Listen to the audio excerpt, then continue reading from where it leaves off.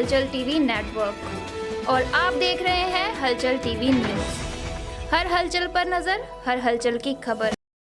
नमस्कार दर्शक मित्रों, हलचल टीवी न्यूज़ में आपનું હાર્દિક સ્વાગત છે। ચરોતર એજ્યુકેશન સોસાયટી સંચાલિત સરદાર વલ્લભભાઈ પટેલ હાઈસ્કૂલ ખેતીવાડી ખાતે ગુરુવંદના કાર્યક્રમ યોજવામાં આવ્યો। આ પ્રસંગે આણંદ જિલ્લા ભાજપ પ્રમુખ રાજેશભાઈ પટેલ, ચરોતર એજ્યુકેશન સોસાયટીના મંત્રી કેતનકુમાર પટેલ, ડોક્ટર મન્નારી સાહેબ, દીપકભાઈ વ્યાસ વગેરે મહેમાનોની ઉપસ્થિત રહી હતી।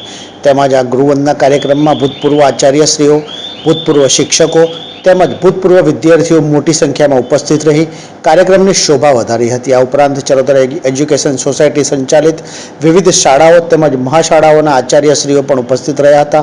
આ સંપૂર્ણ કાર્યક્રમ શાળાના આચાર્ય મિતેશભાઈ પટેલના માર્ગદર્શન હેઠળ યોજવામાં આવ્યો હતો। આ કાર્યક્રમનું સફળ સંચાલન સ્ટીવેશન રોય દ્વારા કરવામાં આવ્યું હતું।